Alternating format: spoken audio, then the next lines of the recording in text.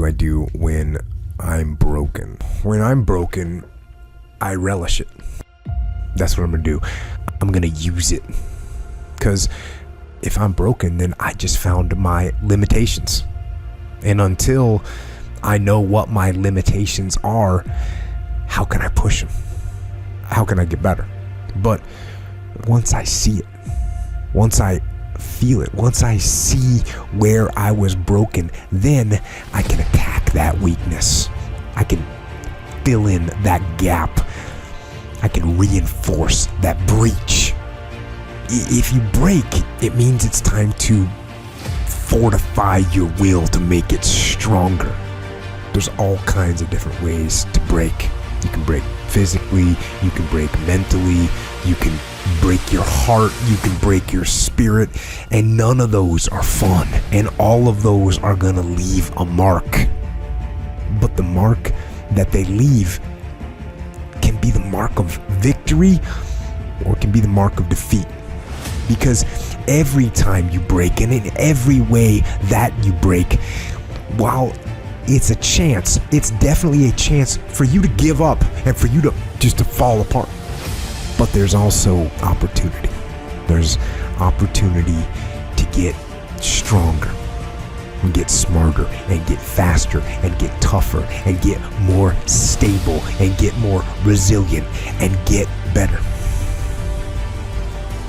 When you break, you have the opportunity to show the world, the whole world, what you are really made of. So if you break, the fight isn't over. In fact, if you break, the fight is just beginning. And as you crawl up and out of that dismal and wretched place, you're covered in blood and sweat and dirt and filth as you rise above what you were. And as you take the form of who you are supposed to be, you will see that in the very act of standing up, in the very act of fighting on, you will become and you will remain unbroken. Things go wrong, they always seem to happen at once, and they just compound on top of each other. And it's pretty easy sometimes to feel beaten when you're faced with all those issues and all those problems, and they all hit you at the same time. But let me tell you, that doesn't mean give up. In fact, it means the opposite. It means it's time for you to fight hard, to dig in. It means it's time for you to go on the warpath. And that starts with one of the fundamental laws of combat leadership: prioritize and execute. What's the biggest problem? What's causing the most stress? Family? Okay. Sit them down. Explain where you are at. Be blunt. Be upfront.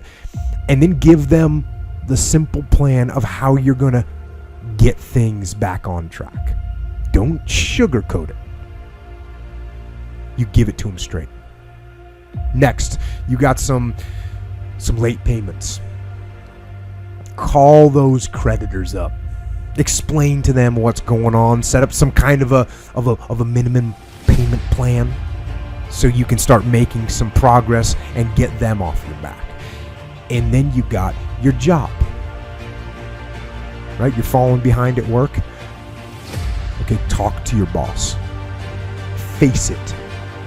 Tell him that you're going to step up your game. Tell him you're going to be at work early, you're going to be at work late, you're going to be at work during lunch, you're going to be wherever you need to be whenever he needs you to be there.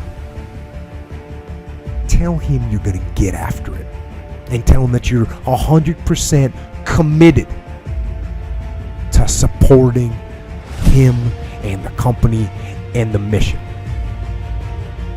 and then you get started. And I'm going to tell you right now, it won't be easy. It will be hard because life is hard. That's what life is. And these challenges that you face, they're going to do their best to take you down. Do not let them. Stand up, dig in. Line up those problems and confront them. Face them. Fight them. Do not let them bring you down. In fact, let those challenges raise you up. Let them elevate you. Let their demands and their trials make you stronger. Let the adversity you face today turn you into a better person tomorrow. So in the future, you look back at these struggles and you say to them, "You made me better." Hey, what does Ryan Seacrest, Tom Cruise, Oprah, Steven Spielberg, Donald Trump, Joan Rivers, Warren Buffett, Gordon Ramsay, Michael Jordan, Kobe, Tim Tebow, they all have one major thing in common, dude. These people hammer. They beat it to death, okay? Look at Tom Cruise, man. Look at his career. He works constantly. So look, you want to get your work ethic so high that people actually admire you. I'm going to ask you a question right now. Because of your unbelievable work ethic. If you can't answer yes to that, man, you're not going to get in that top 10%. You got to get at the top. People need to know you for one major thing first. He works.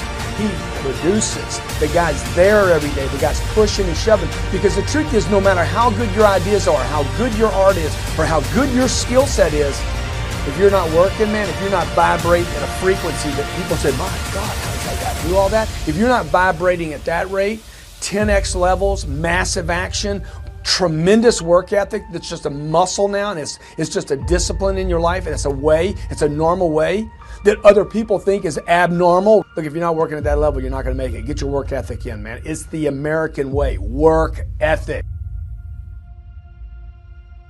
What I could control was my work ethic.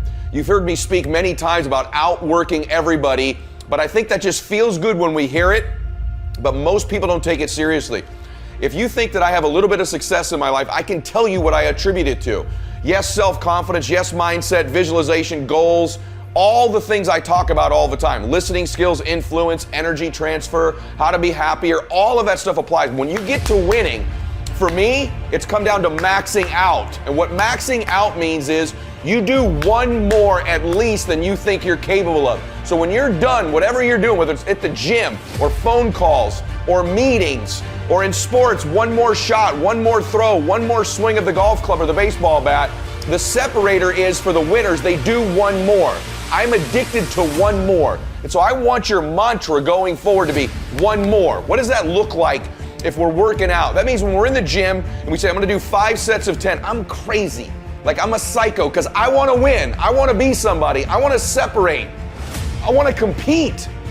And the way I do that isn't with my giftedness, because I wasn't born with a bunch of gifts. And I think gifts are crap. I think for the most part, gifted people struggle in life because things come easy to them. I like that things haven't come easy for me in my life. I like that I have natural talents in every area. And maybe you like that about you too. Maybe you've looked at yourself all your life and thought, man, I don't have that natural beauty or that natural talent or this gift for creativity or intellect or humor. I don't have any of those things. But what I got is I will outwork you. And so at the gym, one of the things I focus on, they say it's 5 sets of 10. When I'm at 10, I go one more, bam, 11. If I'm running on the treadmill and it's a 45-minute run, I never finish at 45. I always go one more minute, 46. If I'm at the office and I'm supposed to make 25 phone calls that day, when I'm at the end of the day, I always do one more. If I've got meetings, I always do one more. My mantra for 3 decades in business has been one more.